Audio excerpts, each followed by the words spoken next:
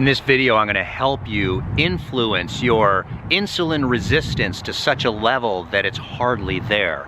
This is a method that is very, very effective. However, you need to understand really what you're up against. Your back is up against the wall. When we eat food, food consists of proteins, fats, and carbohydrates. It's the carbohydrates that eventually go into our digestive system and into our gut and then into our bloodstream, and it flows around our blood as glucose.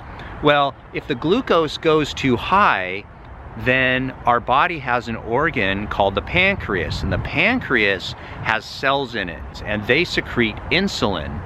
Once this insulin enters the bloodstream, the purpose of the insulin is to drive the glucose into our cells of all our tissues, primarily our muscle and our liver. That's where this stuff is stored. Insulin resistance is a situation where our body is so damaged over years and years of abuse, of constant bad eating, that our cells, the receptors on the cells, are not allowing the insulin to do its job to get that glucose into the cell. In other words, they're resistant to the insulin. Insulin resistance, that's how it works.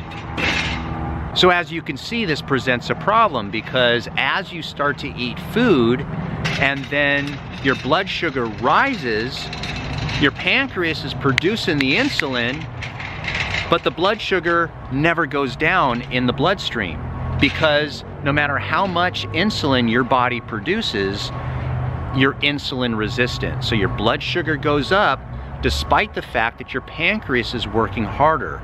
Over a period of time, this is going to damage your body, and the damage can be devastating. This devastation can cause you to lose your eyesight. You can lose limbs. You could lose kidney function. Diabetes is frickin' no joke. And so you want to reduce your blood sugar, but when you're insulin resistant, what's one thing that you can do that is extremely powerful, and it's drug-free and natural? Hey guys. How are you, Adam? Just making a living. I know, I see you. This is well known in the scientific literature that cardiovascular exercise can improve insulin resistance. In fact, if you ask anyone who's a type 1 diabetes, you will know that they have to monitor how much insulin they use when they exercise because of this phenomenon.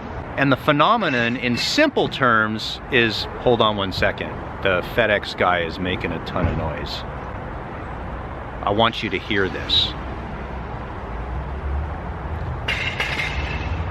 Okay. I know you can hear this.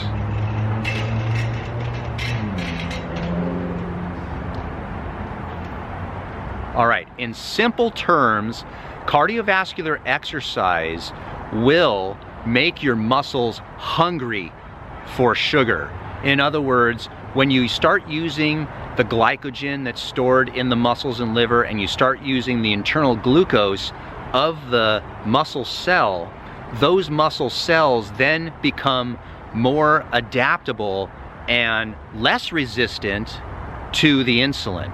It's a fascinating thing that within a short period of time, your muscles become extremely hungry for the glucose. Your body actually chemically changes by allowing the insulin to work better.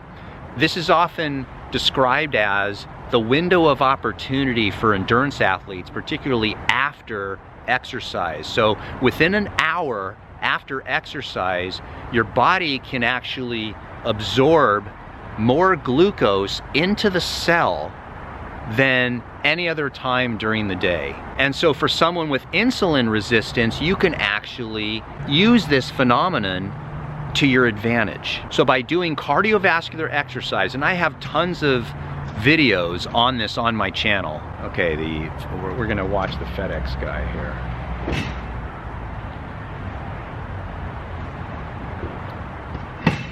Okay. If you're not exercising, then of course your insulin resistance is not going to get better. But if you exercise, you'll find that your blood sugar can just tremendously drop, and that the receptors on the cell actually improve post-exercise. Of course, this can actually work for any type of exercise. Now, of course, this can work for any other type of exercise, but in particular, because cardiovascular exercise uses primarily fats and the stored glycogen in the cell, those exercises seem to work better than, for example, lifting heavy weights. So the moral of the story here is, if you have insulin resistance, you need to exercise. You need to do cardiovascular exercise every single day.